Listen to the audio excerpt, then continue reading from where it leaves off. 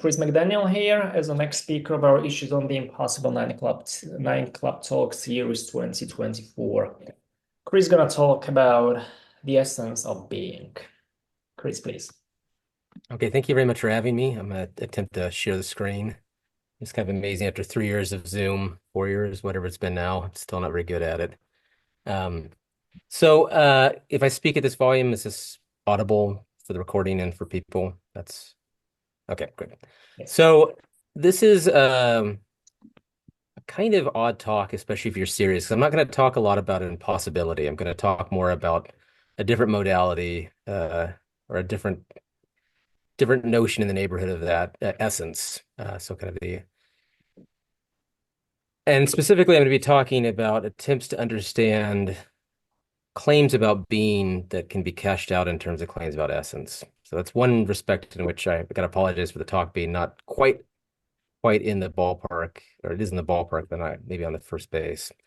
Um, it's also a little bit self-indulgent in that what's happening in this talk is partly me rethinking some things that I had argued for much earlier in my book Fragmentation of Being, and then seeing if there's an alternative way to do things that I didn't do, and then try to figure out if that had been a better way to do it. The third thing I guess I want to say, kind of a meta point about the talk, or a meta comment about the talk, is that it's also the genre of this talk is not even clear in my own head. It's partly a history of philosophy talk, and it's partly a metaphysics talk, and I would be kind of switching between both modes when the moment occurs, and I'll try to flag it. I think it'd be kind of obvious when I'm trying to do some history of philosophy. And mainly, I want this to be a metaphysics talk that's inspired by some topics in the history of philosophy. So, first bit about then is thinking through some questions in the history of philosophy about what it means when we're trying to articulate views or theories, arguments had by people in the past that we can't just email and ask what they meant. I think one of the things that we often do, maybe without being conscious that this is what we're doing, is that we offer philosophical models of these views. So I want to just explain what I have in mind by that, because part of what I'm doing is developing an alternative philosophical model for interpreting talk about modes of being and historical figures. But this philosophical model is also itself a metaphysical position that might be true or false. And so we can also just assess it in terms of its plausibility as a bit of metaphysics in addition. So what's a philosophical model? As I say on the handout, it's a worked out philosophical position that has features that are analogous to the historical position of which it's supposed to be a model. But the philosophical model might have features that are mere artifacts of the model, not part of the fully faithful account of the meaning of some statement of a historically important philosophical view. A philosophical model can nonetheless be useful if the following conditions obtain. First, it's clear that the philosophical model is itself a coherent position. And second, when taken as a model for the historical position, it shows a way in which the historical position could be coherently maintained. So I'm thinking of a model in this case then as a kind of analogous to something like a relative consistency proof in mathematics, right? So you might have a non-Euclidean geometry. That non-Euclidean geometry might use terms like point and line. It might seemingly say surprising things about points and lines, triangles, etc. I think that one way of thinking about what's going on is that when you offer these alternative geometries, you should understand the expressions like point and line as being implicitly defined by the theory, which means in effect they're like primitive terms. They're not given explicit definitions in the context of the theory. Instead, you understand them only insofar as you understand the theory.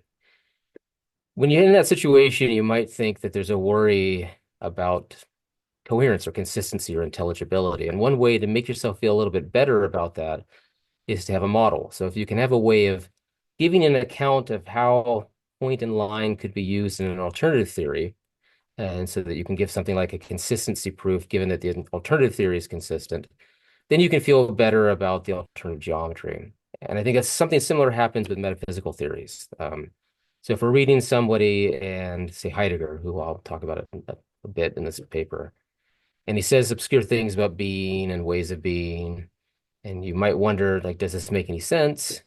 Is there a coherent idea here? One way to make yourself feel better about that is to give a model that is antecedently recognizable as a coherent philosophical position, and then say like, okay, this might not be exactly what Heidegger meant. There might be aspects of the model that go beyond what Heidegger had in mind, but that's okay. There's often aspects of models that don't fully represent the reality that they're attempting to model. Nonetheless, it's a useful thing to do. And so in retrospect, I now think that when I was trying to work out an account of modes of being when thinking about historical figures like Heidegger, Aquinas, Aristotle, etc., the best way to understand what I was doing was giving a model. I then wanted to take these models that were developed to understand these figures better and see whether or not they were plausible as bits of metaphysics. And again, that's what I'm going to do here today. So if I scroll down, I believe you guys can see the scrolling down. So I'm going to try to do it. Do you guys see that when I do that? Okay, good. Okay. Again, years and years of Zoom and still incompetent using it. All right, so the model that I had in previous work, I'm calling here the naturalist model. And the idea was we're going to start off by appealing to some notion of a natural property, a natural relation, in the sense of David Lewis. So these are like sometimes also called fundamental properties or fundamental relations, and also assume that there's a kind of hierarchy of naturalness. So some features are more natural than others. Maybe some of the perfectly natural properties are those that are studied by fundamental physics. My own view is that's like too impoverished of a list. I'm inclined to think there's natural properties at every genuine hierarchy in nature, plus probably mathematical, logical, and even ethical natural properties. But nonetheless, we don't need to worry about that as much as we've got this idea that there's this ranking, that some features are more natural than others, they're less gerrymandered, they carve the joints closer. That's move one. Move two is then to think of being itself as a kind of higher order property, a property that's the semantic value of the ordinary unrestricted quantifier something. And then to consider the idea that was put forth by Eli Hirsch, although for a different purpose. He put it forth to argue for a kind of view that's now called quantifier variantism, that there are alternative meanings for this expression something, meanings that different semantic values that nonetheless would fit the inferential role that the quantifier plays. And I'm calling these alternative meanings modes of being. And now we've got this question. We've got this hierarchy on properties. Modes of being are properties. Being is a property. They're higher order properties, but they're still properties. And so we can ask where they show up in the naturalist ranking. And maybe modes of being are not as natural as being itself. That would give us something like a kind of univocity of being model. Maybe the modes of being are at least as natural as being itself. That would give us a kind of determinate, determinable structure, I think. And on the view that I think I probably like the most, the modes of being are more natural than being. And that's a kind of neo-Aristotelian view, I think of.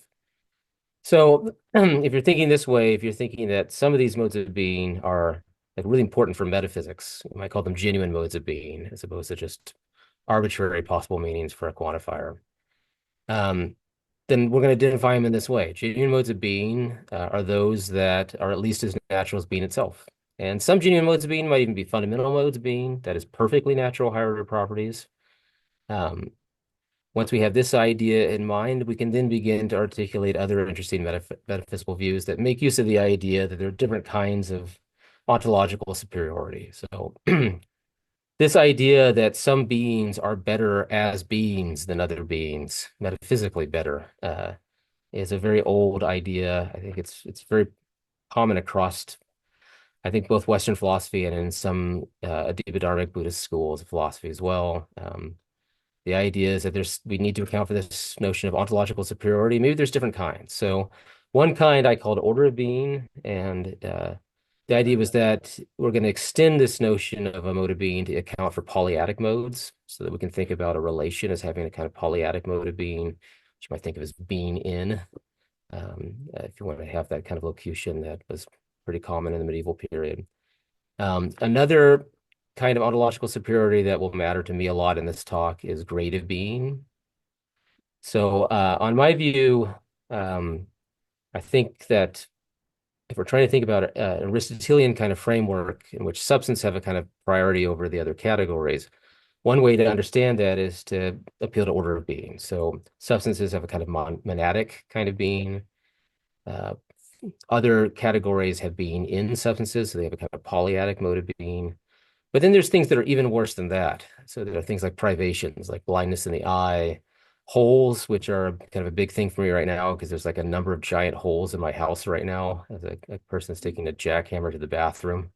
So think about a hole, an HOLE hole. We count them, we compare them, we think about them, we worry about them. I'm worrying that the hole would be too big and too expensive to fix. So it seems like holes are something, and yet the intuition that they're less real than their hosts, I think, is very vivid, very strong. And I think we want to capture that. We want to capture the idea that the bagel hole is something, but it's less real than the bagel. The hole in my wall is something, but it's less real than the wall. And I think we want to capture that not just by saying that the hole is dependent on the thing that it's in. That's like a symptom of what we're trying to capture. We're trying to capture that the hole is less good of a being than the wall is with a bagel. And I think we do this via grade of being. And in the book, I understood grades of being in this way. An object's grade of being is proportionate to the most natural mode of being that it enjoys. And I see there's a typo there. That should be the second most should be mode. I apologize for that.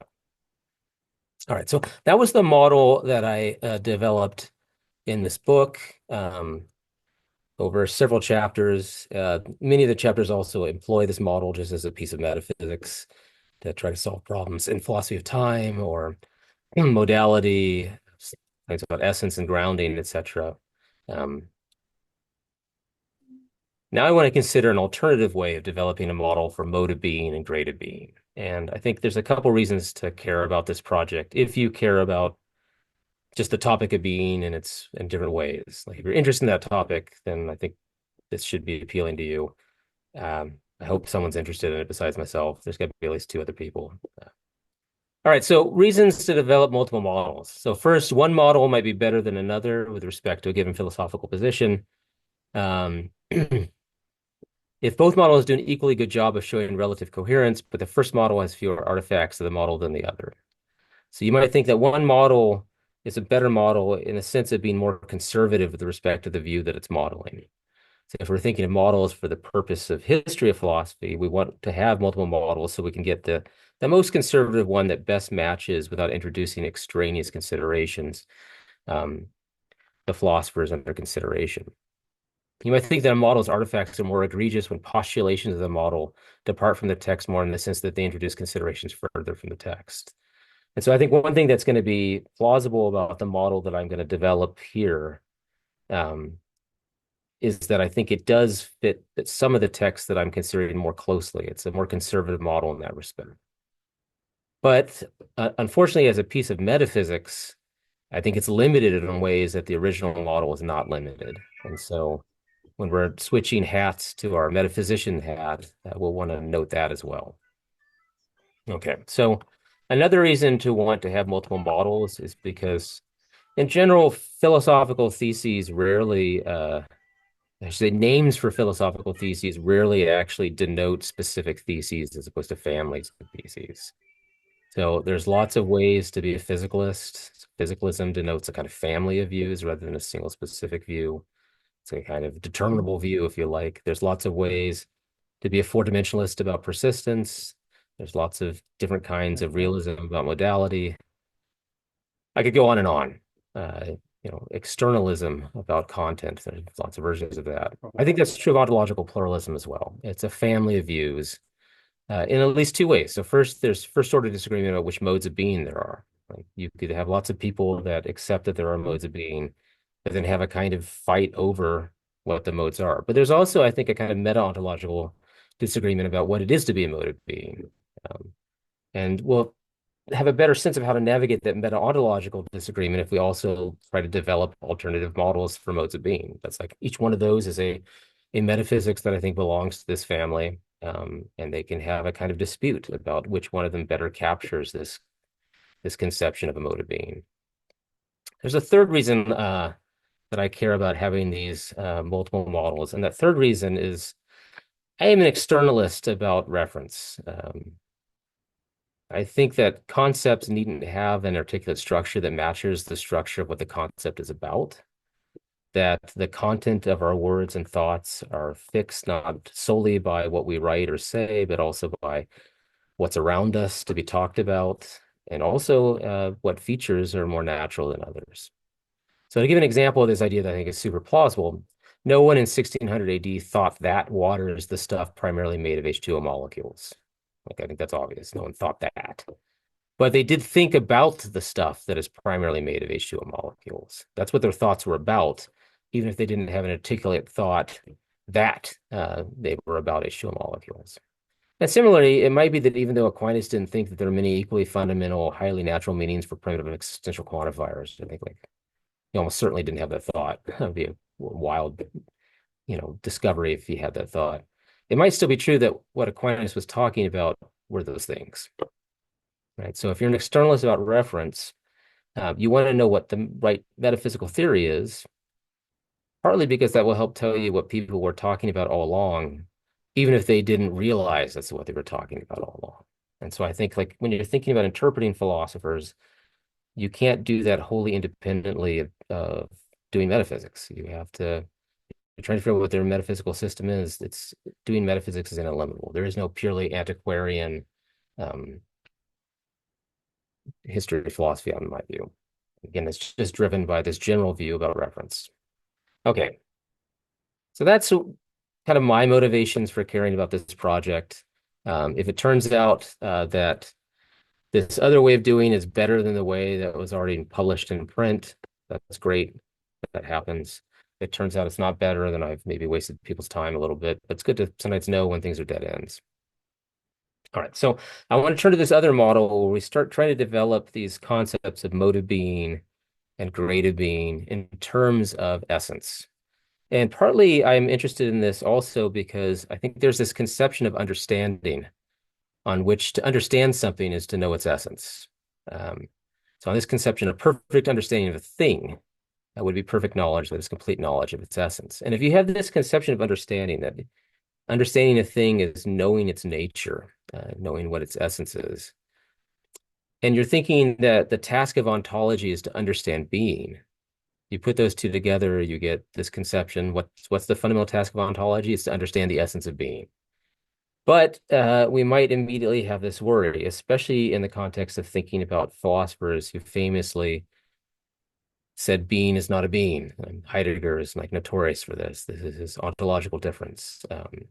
Any chance Heidegger has, he'll tell you being is not a being. You'll be out for a walk with your dog, just minding your own business. He'll jump out of the bushes. He'll shout being is not a being at you. So here's this worry then. Being is not a being. Let's assume that for now.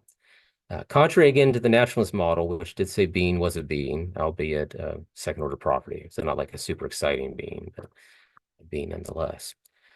And you might think, all right, if being is not a being, can being have an essence? Well, what if it turns out that only beings have essences? Like the things that can have essences are things, are beings. And so there is nothing to be discerned concerning the essence of being, because being does not have an essence. Now, we've got this very simple argument. The first premise, I think, would be clearly accepted by a philosopher like Heidegger. Maybe other philosophers would be inclined to accept this as well. The second premise is not explicitly stated by Heidegger. I'm going to give a model, in fact, in which you can squirm around it anyway. But it has a kind of initial intuitive plausibility. So when I'm thinking about this model, then I'm also thinking about this kind of worry in mind, that we want to try to figure out the essence of being, have a way of coherently talking about modes of being. How do we do that if there aren't modes of being, if there aren't entities, if there aren't beings? How do we do that about being? Being is not an entity, a being. Okay, so, well, I'm sorry, I'm the worst screen share ever. I hope that didn't give anybody whiplash. Let me just push the down button instead of, I think I hit the page down button. You crazy person. All right, so I'm going to develop a version of the excellence model. It's called the Qua model, and it's inspired by some remarks by Heidegger that I'm just going to mention real quickly, maybe read a bit out loud, and then explain why these remarks led me to think that this was an interesting basis for developing a kind of physics. So here's some remarks from Bean and Time. So he says, as what is asked about being thus requires its own kind of demonstration, which is essentially different from the discovery of beings. Insofar as being means the being of beings, beings themselves turn out to be what is interrogated in the question of being. The question of being, of course, is the question of the meaning of being. Beings are, so to speak, interrogated with regard to their being. But if they are to exhibit the characteristics of their being without falsification, they must, for their part, have become accessible in advance as they are in themselves. And then slightly later, he says, we call many things existent and in different senses. Everything we talk about, mean, and are related to is existent in one way or another. What and how we ourselves are is also existent, and which being is the meaning of being is to be found, from which being is the disclosure of being to get its start. Is the starting point arbitrary, or does a certain being have priority in the elaboration of the question of being? Thus, to work out the question of being means to make a being, one who questions, transparent in its being. And I did it again. I got so excited I forgot to push the mouse button and I pushed the other button. Just like these are very stirring passages. You just hit the wrong button by accident. All right, so think about this idea then. We want to interrogate the meaning of being, which I think a natural reading of that is we want to know what it is to be. We want to know the essence of being. How do we do that if being is not a being? Well, we'd better find something that is a being and have it manifest its being in such a way that's transparent and can give us a clue uh, as to the meaning of being. And so what kind of entity are we going to start with in that case? Well, Heidegger's provisional hypothesis, one that I don't think he dogmatically asserts, but takes it as a working assumption that this is a good way to go, is that if we're going to interrogate the being of some entity, let's interrogate the kind of entity for whom being itself is an issue. So he notes that we worry about our own being, we worry about losing being, going out of existence. It gnaws on us. We're confronted by dread. We're also puzzled, of course, by metaphysical questions, but these existential questions that I'm talking about are ones that are cashed out in terms of being and non-being. And so in that sense, being is itself an issue for us. And this isn't a kind of contingent feature of us, Heidegger thinks. It's not like just like, as a matter of fact, being is an issue for us. If our culture had been different, we wouldn't have cared. Or, this is meant to be a deep truth about the kind of thing we are. We are the kinds of things where it's our nature for which being is an issue. So if we're going to try to interrogate a specific being, we should look at one in which that entity, it has built into its nature that it cares about being. And that's going to be true of us in a way that's not true of, say, a table. Being is not an issue for a table. It's not an issue at all for a table, and maybe it's not an issue for a dog either. So how this concept of Dasein that Heidegger uses, I think, is roughly coextensive with the concept of a human person. But maybe that's a mistake to think that they're actually coextensive. Like maybe animals that worry about their own death also could be ones we could interrogate. But he focuses on the kinds of things that we are, which he thinks of as Dasein. And he says in these passages that I just mentioned that we want Dasein to manifest itself in its being. That's what we're hoping will happen. And so here's the idea I'm thinking of. That it's not quoted by these remarks, it's inspired by them. The idea is let's develop a notion of essence that's relativized to a qua operator. So on this way of thinking, instead of taking the fundamental locution to be, it's of the essence of X that P, we take the fundamental locution to be, it is of the essence of X qua F that P, where that F is kind of a placeholder for a kind, the kind of thing that we are. So maybe it's the stop sign qua stop sign is essentially an artifact. Maybe the stop sign qua red thing is essentially colored. Just to give you a couple of examples to start getting the idea of this. So we're not taking essentialist locutions to always be unqualified. Sometimes they're qualified. This is to allow that there might still be an unqualified notion of essence. I'm not denying that there is such a thing, but rather I'm going to explore whether or not this additional notion of qualified essence is intelligible and useful. All right, so maybe we can capture the unqualified notion via a specific instance of the qualified notion. So maybe it's of the essence of X that P amounts to is that the essence of X qua being X, the P. And so that's our substitution for the F. So for example, it's the essence of Kris McDaniel qua Kris McDaniel that he's the person. All right, we're not required to do that, but it's one way we could consider going. All right, so once we adopt a kind of qua relativized essentialist locution, we can start asking questions like, what is the essence of a stop sign qua being a being? And we can wonder whether everything has the same essence qua being a being as everything else. So we can interrogate my essence qua being a being and determine what that's like, as opposed to me being a person or a professor or a guy who's obviously inept at using Zoom, maybe inept at using the computer as well. We're not going to interrogate me qua those features. We're going to interrogate me qua being a being. And we can wonder whether my essence qua being a being is the same essence as every other object's essence qua being a being. That's kind of an open question for us conceptually now. All right, to kind of get that open question a little bit more precise, we can say that the essence of X qua F is interchangeable with the essence of Y qua F, if and only if the complete statement of the essence of X qua F is identical with the statement that results from uniformly replacing all reference to Y with X and vice versa in the complete statement of the essence of Y qua F. So that's a lot of words. You have the handout in the chat too if you want to look at them later. I guess we can always review the tape too, as they used to say. Let me give you an example. So suppose it's the essence of Ranger qua dog that Ranger is a lovable animal, and it's the essence of Charlie qua dog that Charlie is a lovable animal. Then the essence of Ranger qua dog is interchangeable with the essence of Charlie qua dog, since the statement Ranger is a lovable animal is the result of systematically replacing all reference to Charlie, and Charlie is a lovable animal. So that's what it means for them to have the same essence qua a particular F. Um, Maybe it's the case that each one of us has the same essence qua being a human being. That has a kind of plausibility to it. And I did it again. If you can bleep out any swear words when I do this, I'd be appreciable and keep this family friendly, I guess. I cannot believe how stupid I am with Zoom. All right.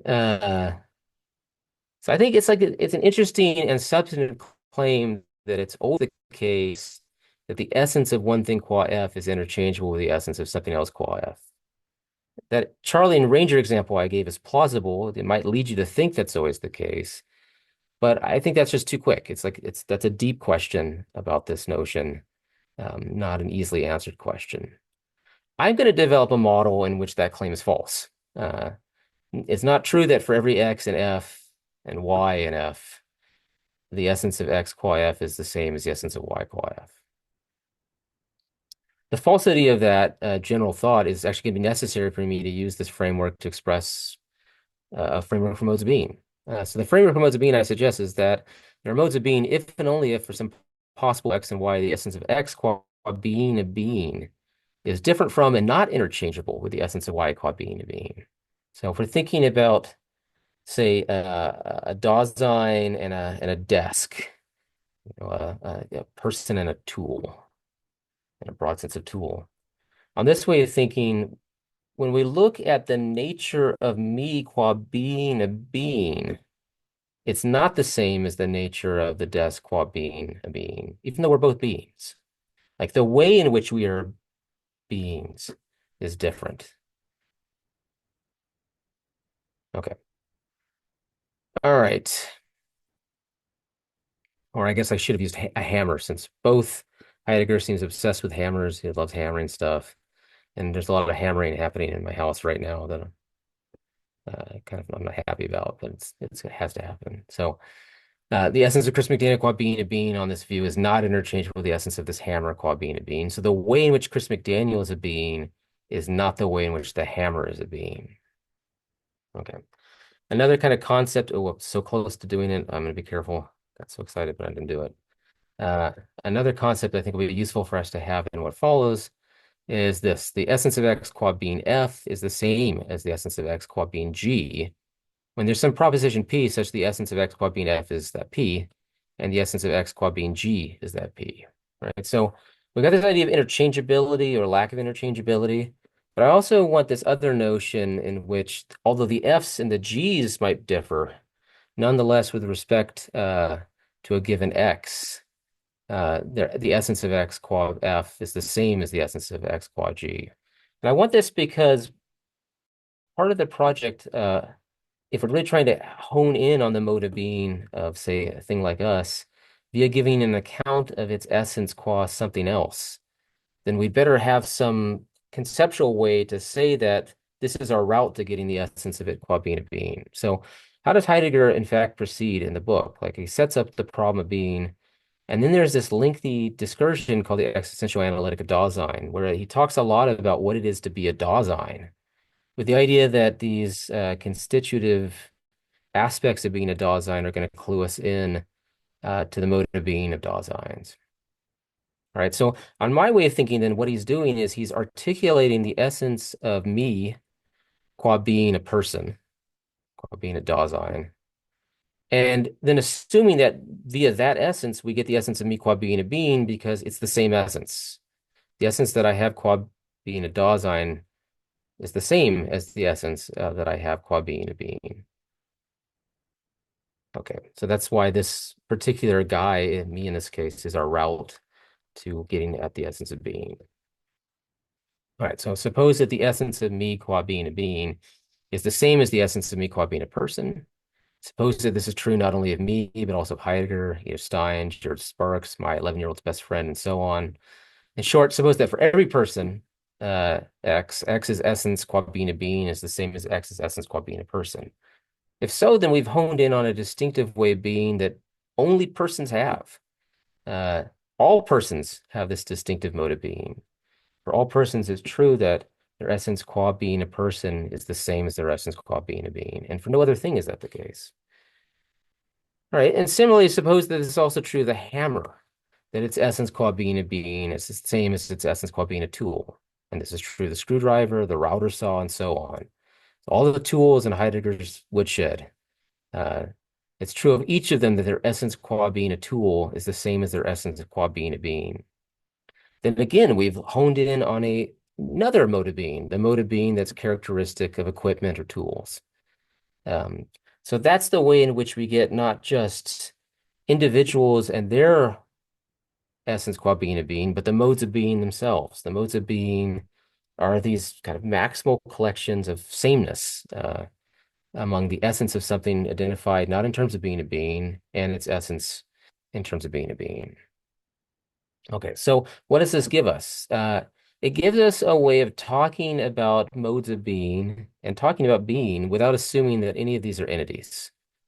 All right, so we have an essentialist model that lets us talk about a thing qua being a being.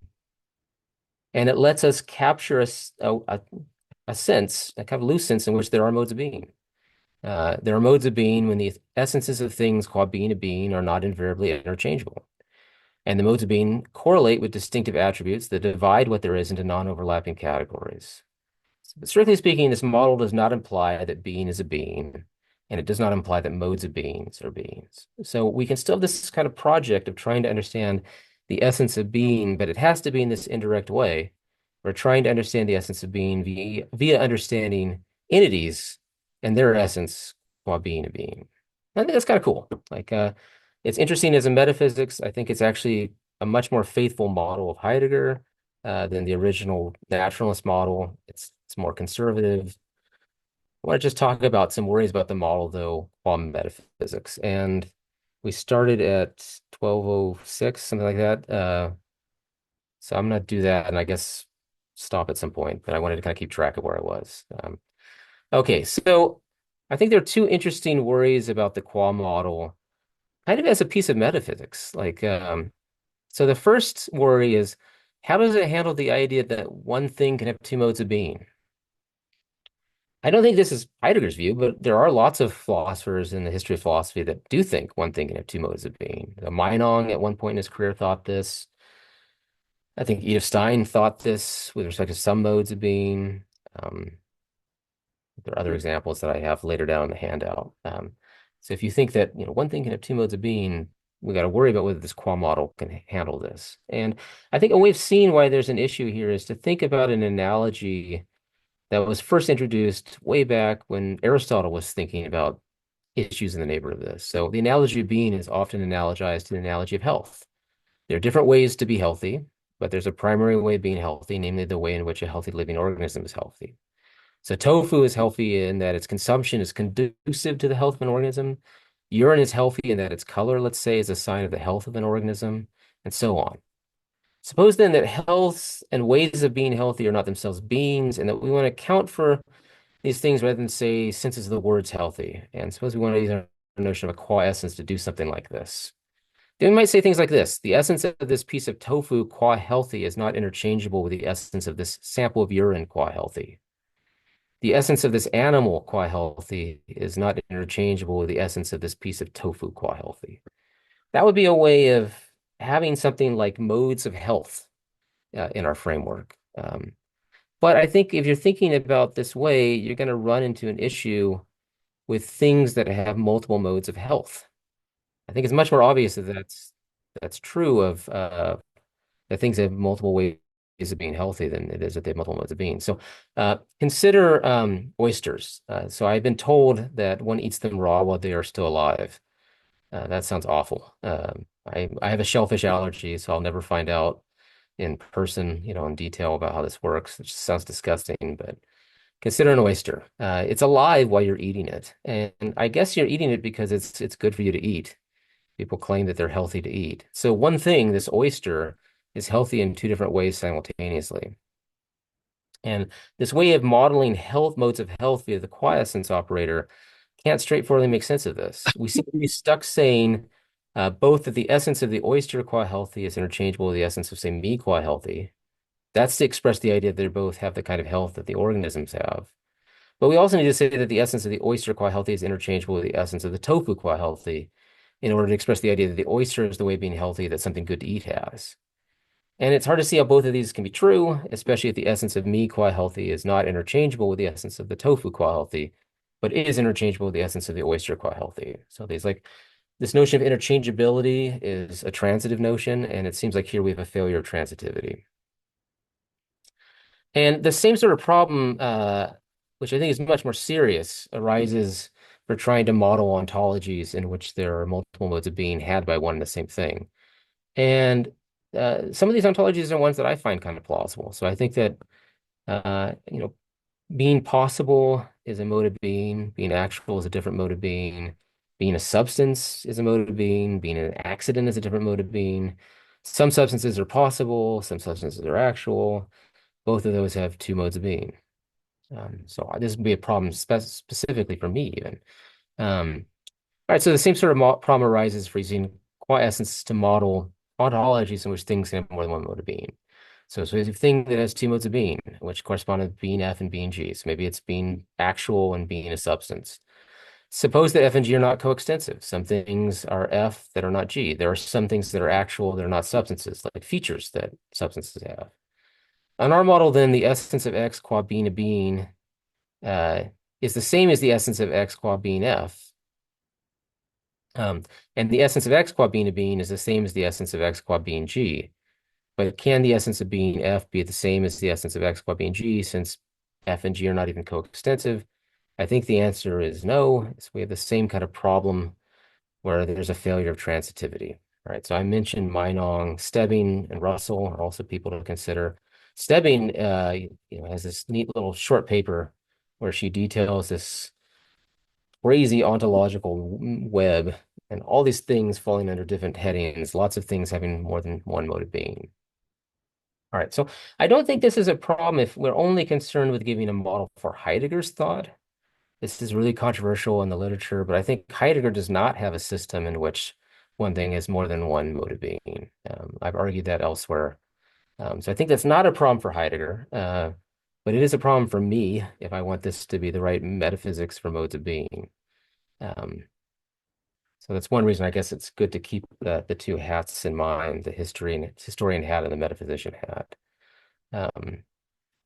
Okay, but my case for thinking that Heidegger uh, doesn't have one thing with two modes of being is that the best possible examples of something that does by his lights, I think, don't work given that the things in question have different essences. But in those arguments that I made, didn't have this conception of a quiescence in my hands. I just had the ordinary quasi-ordinary, the whatever, can't really say metaphysical notion like essence is ordinary, but like the regular notion that we typically think of qua being metaphysicians. I had that in my mind when I made these arguments, and I think those arguments just aren't as strong once you have the intelligibility of the cooperator. So, like, a big part of the case was that the best candidates for being things that have modes of more than one mode of being are cases involving tools and the underlying matter that constitutes them. There's a case to be made. I think it's a beatable case that uh, he thinks that a present hand thing and a ready to hand thing can be the same thing. That's the case I reject elsewhere, but I reject on the basis of all these other claims that he makes that they have different essences. If they have different essences, they can't be the same thing. Okay. Um, so as I say in the handout, like maybe this part of the case is not as strong given the qual model. Heidegger seems to assert that, for example, equipment essentially belongs to an equipmental context, whereas this is not true. Present hand hunks of matter. On a standard account of essence, then it then follows that no piece of equipment is numerically identical with a present hand hunk of matter. But given the qual model, maybe things aren't so straightforward. Maybe one and the same thing is essentially a qual piece of equipment in an essential in equipmental context. But the same thing is not essentially a qual hunk of matter in an equipmental context. In other words, the qual model opens up interpretive possibilities that I took to be closed without it. All right, so I'm sadly, like given this model of Heidegger, I'm actually less confident about things I argued earlier about him too. All right, so the metaphysical worry is it's hard to make sense of one thing having more than one mode of being. Since I think ontologies like that are plausible, I'm concerned about this model as a piece of metaphysics. There's a second worry, and I think I'm going to talk about this, and that's going to be the end of the talk. The second worry is that I also think it's hard to make sense of grades of being given the model. So again, here's the basic idea. Holes, shadows, privations, absences, other things of that sort, they have some kind of being. And that's because they can be counted, compared, evaluated. In some sense, they're even causally efficacious. I was in London years ago and I did not mind the gap. If you've been in London, you know, there's like this always signs saying minding the gap. And I fell in the gap and I got really lucky because the train didn't move. I don't know if that would have killed me or what, but I definitely scraped the crap out of my shins, tore up my pants. It was very painful. I was very bloody. The gap is a hole. It's just a space where nothing's there. Um, and it got me hurt. All right. And thinking about the Heidegger quote earlier, he said everything we talk about mean and are related to is existent in one way or another. All right, so holes, shadows, they have all these features that are characteristic of beings, but like I said earlier, also the intuition that they're just not as good at being a being as these other guys are, as their hosts, is really robust.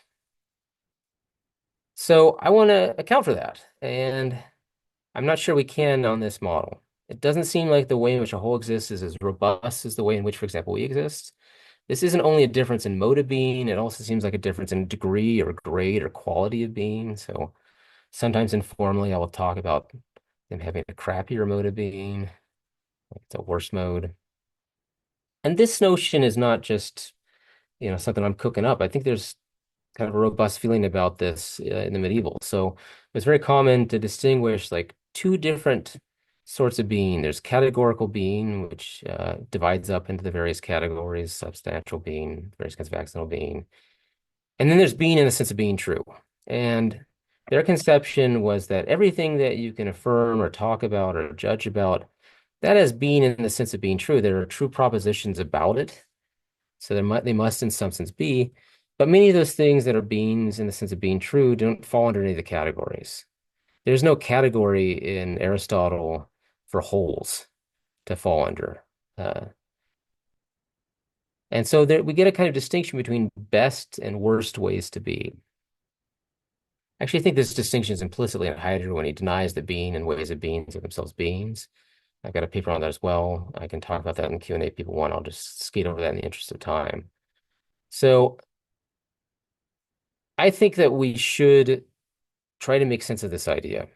Um, and I have an attempt to do it on behalf of the qual model, but I'm really not sure that it works. It's inspired by some remarks by Aquinas to the effect that, strictly speaking, only genuine beings have essences. So in Being in Essence, he talks about what things are beings in a strict way. And then he talks about essence, and it turns out that the things that are beings in the strict way can be said to have essences, strictly speaking. But things that are beings only in a secondary way, at best, have a kind of secondary kind of essence. Maybe it's not even proper to say that they have essences at all. So, on this way of making sense of the model, we're going to try to account for best and worst beings in terms of having and lacking essences. So, what does that mean given the qua model? Well, maybe it's simply this. If X is not a genuine being, then for any proposition P, it's not true that X is essentially qua being a being P. Right? So if we ask, like, what is the essence of this whole qua being a being, there's nothing that can be said. It doesn't have an essence qua being a being. Unlike me, unlike a bagel, unlike my dog.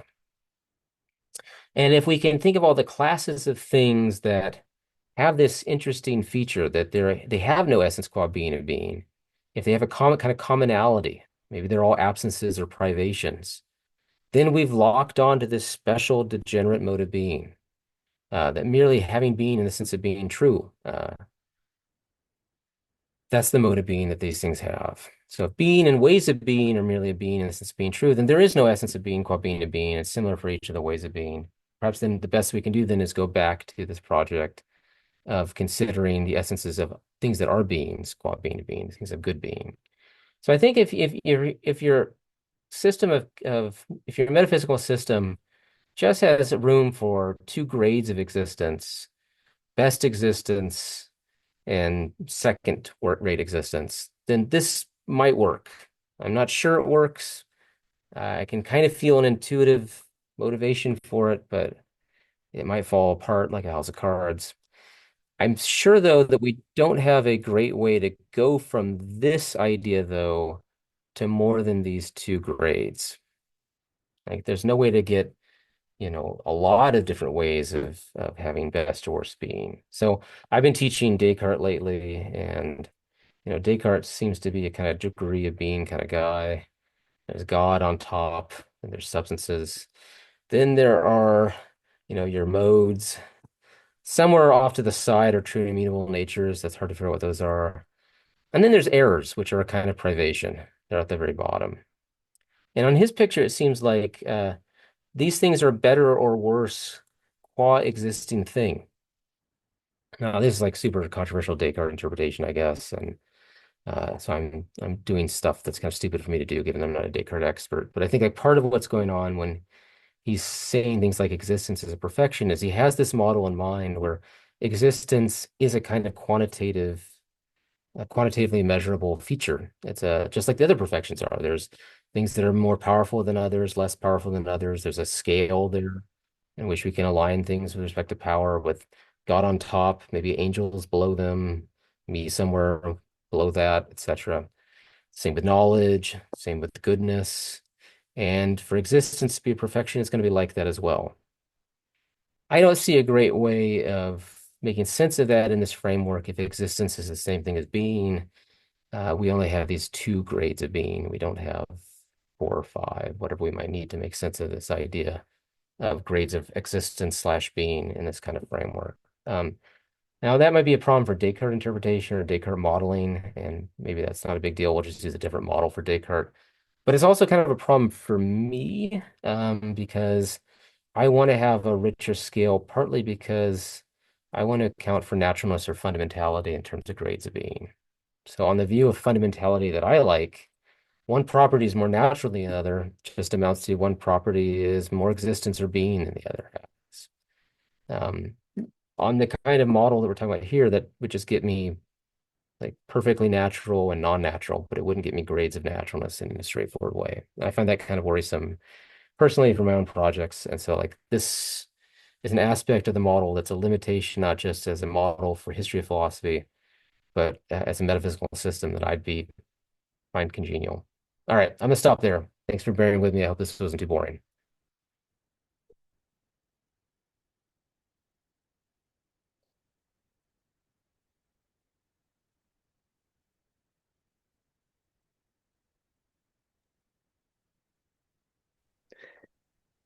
Okay, thank you very much, Kris. So we have a time for for Q&A. So if there is a question, please raise your hand right in the chat. Martina, please.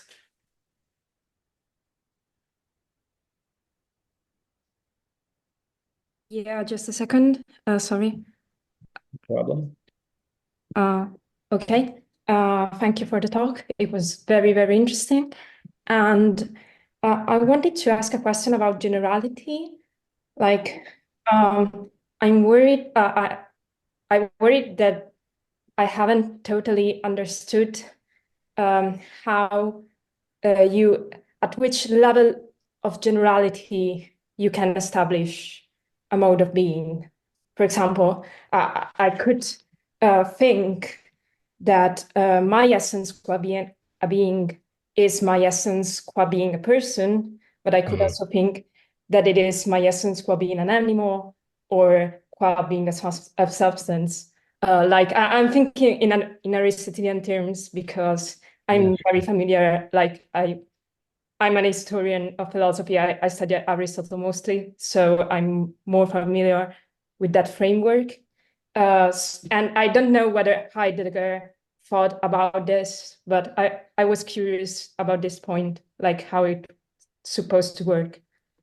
I think it's a super good question. So I don't have a good answer to it, but I think it's a really important question. And it's a really good question. So you're right that you have lots of features, and on this model, it's totally open to say that for each of these features, you have an essence qua having that feature. And so you have, like you said, an essence qua being an animal, an essence qua being a person. Maybe you also have an essence, qua being an adult. Like how far does this go? So these features are more or less general, as you pointed out, and somehow one of these latches on to the mode of being. And the model itself doesn't tell you how this is supposed to work. Honestly, I think there's not a lot of great stuff even in the text to help you out with this. I think maybe honestly there was something in my original model that kind of helped, but only if you also take into account like a pretty controversial view about what essences are. So in the naturalness model, I defended this view that we should understand what the grounds of essence facts to be facts about modes of being, right? So we figure out what your I shouldn't say it's not an epistemic claim. Like what determines what your essence is at least partly constitutive. Partly determines what your essence is facts about how you exist. And on this way of thinking, there's a really tight connection between essence and way of existing. And so if Heidegger's project is to articulate aspects of our way of being and our way of existing in the analytic of Dasein, it's like a much shorter route via this account of essence facts. But on this other model, we're working in the opposite direction. We're like starting with facts about essences of things qua being some way, and then trying to loop that in. And I don't think we have like a great because the connection is going the other direction. I don't think we have that same resource that we can appeal to. So I think like the question's super good, and I don't have a good answer to it. Um, I think like the best we can hope for is that like there's going to be a fact of the matter about what the mode of being is. Like there's just a fact of the matter about what your essence qua F, which essence you have qua F is interchangeable with you, or sorry, is the same as your essence qua being a being. And that there's a pattern to those facts. So it's true not just of you, but of me or whatever the relevant kind is. I think it would be a disaster for this model if it turned out my essence qua being an animal was what was the same as my essence qua being a being, but in your case it was being a person. Like it didn't pattern in that expected way.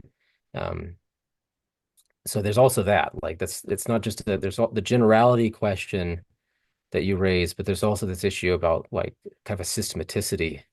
Like, does that generality question get solved for the same set of things that have those varying degrees of general or more specific features? And like, we gotta hope that the answer is that there's a systematicity and hope that, we've maybe picked the one that's relevant. I'm kind of rambling. I want to say one more thing, I guess, 'cause this is an excellent question you have. So maybe there's a little bit of hope in the case of Dasein that's not there in these other cases. So if you're thinking that there's something special about the essence of Dasein, that it's like constitutive of your essence qua being a person that you worry about being, that's not special about your essence qua being an animal or being a material thing or whatnot. It's only that one that really has that specialness that being is built into it. Then maybe that's a reason for thinking that there is going to be this correlation in this case, that there will be a kind of interchangeability. I don't know how you do that with, say, a hammer, though. Like, how do you get that? Just it's not like being is not built into the essence of hammerhood in the same way it's allegedly built into our essence. So we would only work well in this kind of case involving us. It wouldn't work so well in these other cases. Yeah, thank you very much. I was thinking like perhaps it's a question about what the priorities of this theory, what the explanatory priorities of this theory are, like whether the point is to account for specific facts, and so we can ground the theory in this specific cases and then work it out for the others, like as you explained more or less, I think. And so we want it to be at least a bit fine-grained, or whether like our priority is to explain most things with the least concepts possible. Like, for example, I think the Aristotelian categories are about like having the least number of general concepts to account for more or less everything we call beings. So perhaps it's a matter of what our priorities are.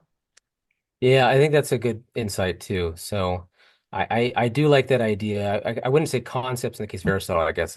My reading would be that we're trying to account for the least number of categories that can account for all the different kinds of beings that there are. So there's Yeah. still like the minimality, but it's Yeah, concepts was deliberately not a bit anachronistic. I didn't want to be faithless. yeah, So yeah. fair enough. I don't know if we can say that Heidegger has that kind of theoretical priority. I mean, partly because in his case, the methodology is allegedly phenomenological. So like we're just going to walk around and we're going to see what sort of entities present themselves to us with no antecedent judgment about what those entities might be like. We're going to try to read off their being in some sort of way. And so like it would be having a kind of constraint, like we're looking for the least number of modes or least number of categories at the get-go, is that's the kind of where did that constraint come from? It's like that's antecedent to having experiences theoretical constraints. That's what the phenomenological method is not supposed to traffic in.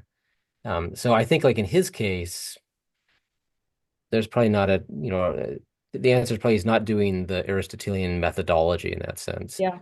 Um, but I'm more like trying to do the Aristotelian methodology. So like your problem is your questions you're raising is still a problem for me if I adopt this model. Like I need some sort of answer to your question. I don't currently have it. I think your question's great. Um, Thank you. Yep, thank you for that. All right, thank you. Do we have another question? Please raise your hand.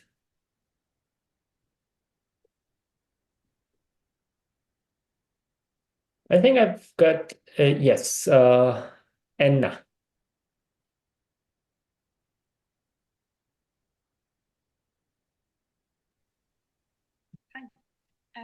Thanks for the talk. My question might be kind of somewhat related.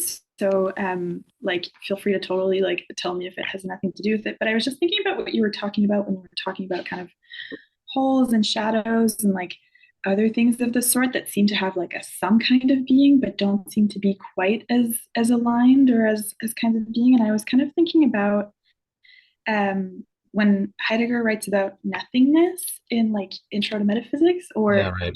I think that's the, and so I was kind of like, would that be kind of like a possible direction or like a way of determining certain grades, like as being as the highest kind of grade and then a lack of being as a lowest grade? Would that Yeah. kind of make sense? I'm honestly not sure. So post being in time Heidegger gets progressively weirder by my lights. And so I'm less confident about any sort of claims I would make the era of Heidegger that I'm most comfortable was the like kind of peak phenomenological era, or roughly 1927 to 29. Um, so the later stuff, it seems like there's this kind of like a almost like a being kind of worship where it's treated more like almost like a Plotinus being beyond being kind of thing, and maybe that's already happening um, in the metaphysics lectures. The status of nothingness, like, doesn't maybe require that. So, you could have a conception. I think this is intelligible. We could use nothing as a term. Not doesn't have to be a quantifier. It could be used that phrase could be used as a term to stand for a kind of global absence. Um, and maybe, as it turns out, that global absence is merely possible, right? Because there are things. It's like, this global absence of everything. It isn't around. But if there weren't any things, maybe it would be. And so in that sort of situation, we'd want to distinguish, the way in which the things are, which is like the robust kind of reality, from this weird negative, attenuated second-rate reality. It's like nothing is like, in that sense, it's the biggest whole there could be. It's the whole in everything. That's a view you could try to develop. And I'm not sure that nothing in that sense is what Heidegger has in mind when he talks about nothing. Like it seems more like the when we're thinking about the nothing, it might not be a specific absence we're thinking about, like the big absence. At first, it could be just, I mean, this maybe is more Sartrean. We're like noticing that the friend is not there. It gnaws on us. We notice we could not be there. So like there's times in the future when we're not there. Um, and that contrasts with like the way in which these non-privations have a kind of presence. Anyway, I don't know. I'm getting questions I don't have great answers to. Like a great metaphysics question I can answer, a great history question where that's kind of beyond my purview. I mean, honestly, like for me, as he gets more and more evil, I also get less interested in his work. That there's a lot of great people writing on that stuff right now too. Yeah, no, and that's totally fair. Like I also was aware of that when I was asking the question. It might be kind of a little bit out of the ballpark, but I also, I guess, in terms of my own interpretation, wanted to make sure that I wasn't also like completely off base, if that makes sense. That Oh, what you say is very interesting, and like it's useful to think about in this sort of context. Like, so I've got a colleague who also talks about ways of non-being, and it might be interesting to apply that idea as well in this kind of Heideggerian context. Like maybe this is a case in which we're not only trafficking in ways of being, but now ways of non-being have entered into the picture. Thank you so much.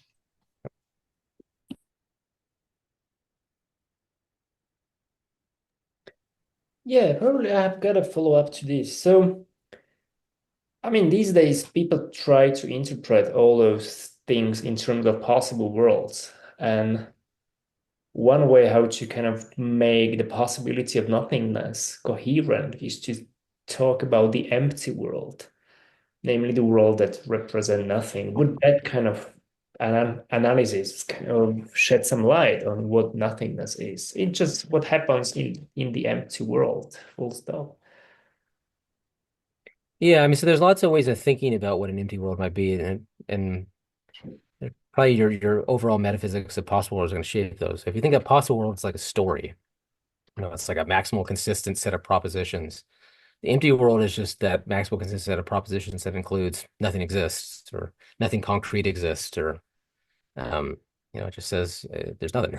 There's beyond maybe propositions or whatever necessarily existing abstract, but nothing concrete. And that's like a totally reasonable and coherent conception of the empty world. A kind of wilder, like Heidegger meets David Lewis kind of conception is that the empty world is a world. It's like the big whole. So it's concrete. It's a concrete absence of everything. Now I don't know if that idea makes sense. Like um, if you think that absences have to be absences in something, like in a host, the whole of the bagel has to be in a bagel. Yeah, so if you destroy the bagel, you destroy the hole that's in it. Like if you think they're always sort of parasitic entities, and thinking that there could be an empty world in that sense, that violates that metaphysical principle. But if we're thinking like Heidegger, like where'd that metaphysical principle come from? Like that's antecedent to our experiences. That's the sort of thing that we're not supposed to do is impose metaphysics from above prior to doing phenomenological investigation and describing. And now we've done some investigation and we've peered into the nothing. And maybe that's a reason to think that on the basis of our peerings, that principle that absences or shadows or whatnot always require a host in general. Maybe this is the counterexample, right? So like I said, that's a much crazier metaphysics, but it's kind of an interesting one too. And in between those two metaphysics is the kind of metaphysics I actually kind of like, which is a kind of concrete modal realism, but one in which the actual and the possible are not ontologically on a par. So possible things have a different mode of being than actual things. They're not real in the way that actual things are. They're there, they can be counted, etc., quantified over. And I don't know if on that view, like it's too much to add the nothing in that sense, the empty world in that sense, if that's beyond the pale. Like these are kind of that's a wild like metaphysics to think about, but it's very late night for you guys, so it seems like it's the later the night gets, the weirder and darker the metaphysics should be. It's only midday for me, so it's probably too early, but Yeah. for you guys, it's right. All right. I've got one more tiny question, but let me see if anyone else has a question.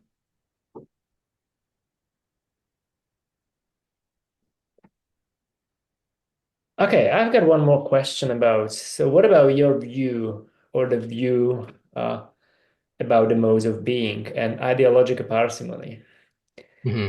As apparently this is really ideologically unparsimonious view when you have distinct kinds of being, and it goes totally against, counting the number of kinds of things. So do you kind of take this as a problem, or probably parsimony is not the best way, the best guide to theory? So I think this is related to is it Martina? Like the first person's question? Okay. Exactly. That I had a follow-up actually to Martina. Okay. So yeah, I just want to make sure I remember the names. Like it's the other downside of Zoom is you don't always see all the names. Actually, I'm gonna stop sharing the screen. That'll make that a little easier. That's okay. I can pull it back.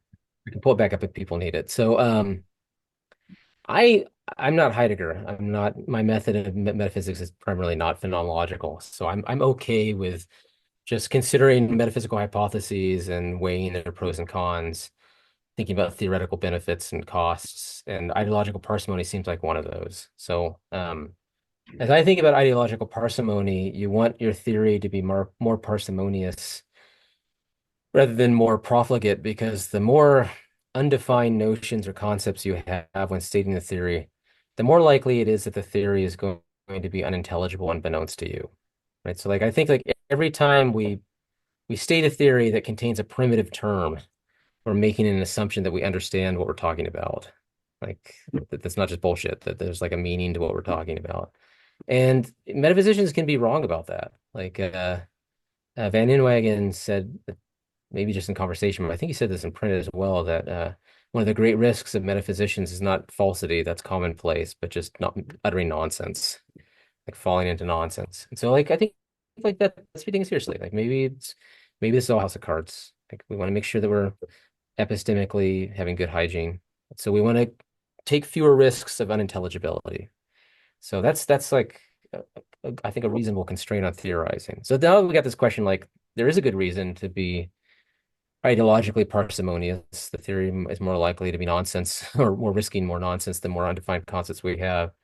Is this one ideologically unparsimonious? And I think actually I don't think it is. Like I think it's actually this model anyway does a better job than the other model of ideological parsimony. Maybe that's a element in favor. And here's why I think that. So the other model has all these semantically primitive quantifiers to correspond to the different modes of being.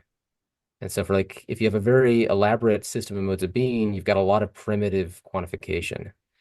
And it's true that they're all the same kind, like they're all quantifiers, but they're not the same quantifier. So it's like if it's 8 modes of being, it's 8 primitive quantifiers. That's like you take a hit on ideological parsimony there. And then you have whatever notions you can explain in terms of them. So maybe at the end of the day, the theory wins, but there's that initial cost that you're paying. You better hope it pays off.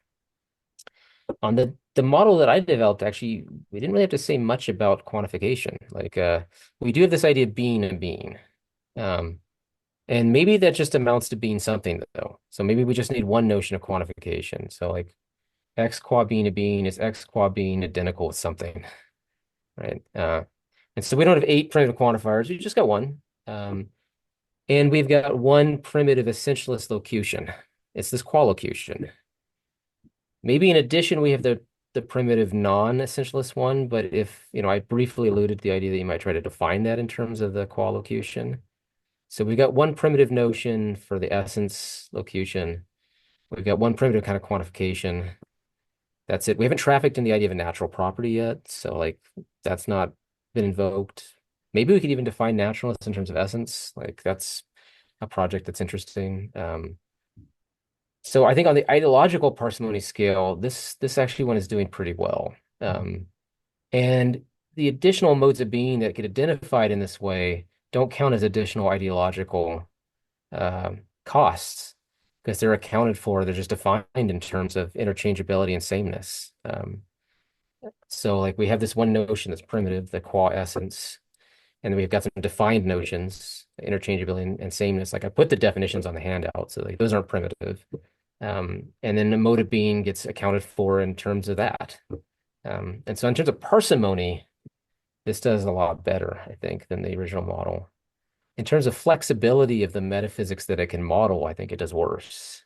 And in terms of like having good metaphysical consequences, maybe it does worse too. And so like we're gonna have this familiar, counting the theoretical costs debate, like worse on ideology, better on delivering other things that we want a theory to deliver, like accounts for more kinds of metaphysics, accounts for the specific metaphysical views I think are true in a way that the qual model doesn't. And so if we're having this kind of idea, then we each got to do the weighing, and it's not obvious how it's going to weigh out. So like, yeah. So despite like loving, thinking about Heidegger and all these other like kind of fun people, I still am kind of a Lewisian metaphysician at heart. Like I'm okay with the costs benefit analysis way of doing metaphysics. Brilliant. Thank you. Thank you very much. Okay. I don't see any hands.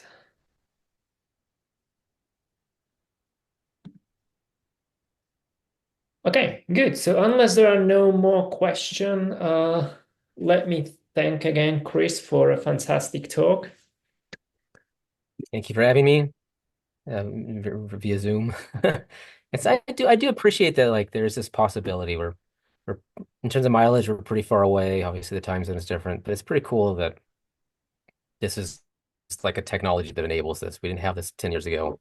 I think like it will continue to improve philosophy in all sorts of cool ways by just letting people communicate this way. So I appreciate being invited to this, and I appreciate you hosting this. I think it's a good thing you're doing, and thank you.